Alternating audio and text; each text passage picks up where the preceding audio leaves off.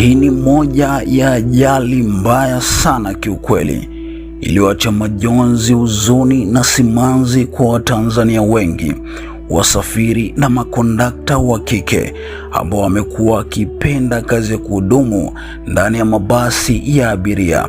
Na hii ni baada ya taarifa za kufariki dunia kwa kondakta mwanamke aliyekuwepo kwenye basi la ABC pamoja na watu wengine wawili. Hii ni Mseto Media. Hakikisha umebonyeza maneno subscribe kisha alama ya kengele ili usio unapitwa na taarifa zetu.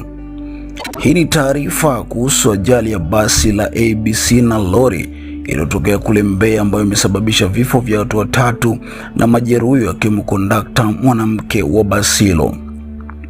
Iko wazi na tunajua kazi ya kondakta wa mabasi kwa miaka sasa imekuwa maarufu sana kwa watoto wa kike. Ni kweli kazi ni kazi, ili mradi mkono uende kinywani, lakini kazi hii ni nzuri vile vile na ni hatari sana ikiwa kutatokea ajali kama hii.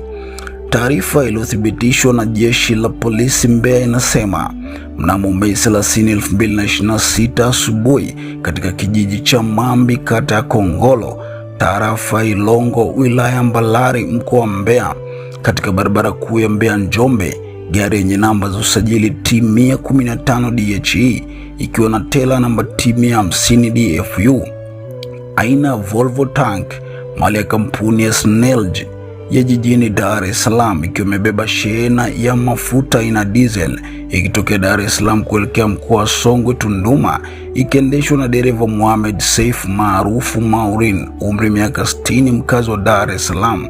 Aliendesha gari kwa uzembe na kuama upande wake wa kushoto na kwenda upande wa kulia barabara na kuigonga gari yenye namba T200 ENQ aina ya Yutong, basi la abiria mali ya kampuni ya ABC Upa Classic iliyokuwa inatoka Mbeya kuelekea Dar es Salaam, ikiendeshwa na dereva aitwaye Ased Asamu maarufu Tembo, miaka 40, mkazi wa Dar es Salaam, na kusababisha vifo vya watu watatu na majeruhi wawili na uharibifu wa magari yote mawili.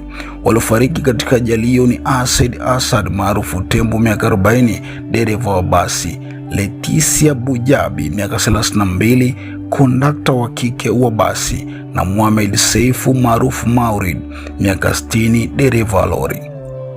Aidha, katika ajali hiyo watu 4 walijeruhiwa, kati yao watatu walitibiwa na kuruhusiwa, na majeruhi mmoja aitwaye Mariam Abdul, miaka 25, mkazi wa Kijichi, Dar es Salaam, amelazwa katika hospitali ya Nyala akiendelea kupatiwa matibabu. Chanzo cha ajali ni uzembe wa dereva wa lori kutokuwa makini barabarani akiwa anapishana na gari lingine.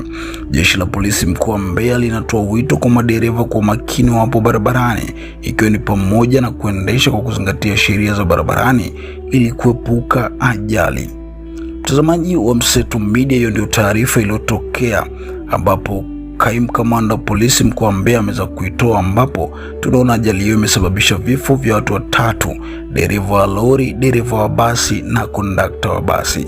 Hakika ni taarifa yenye majonzi na inayogusa, hasa kwa kupoteza maisha kwa binti huyu kondakta ambaye alikuwa kazini akipambana kutafuta chochote kwa ajili ya maisha yake na familia. Lakini mbaya zaidi, tumejulishwa ameacha mtoto alikuwa anamtegemea, akijua mama kaenda kazini ili nije kula, kisha baadaye unarudi mwili wa mama na sio mama mzima tena.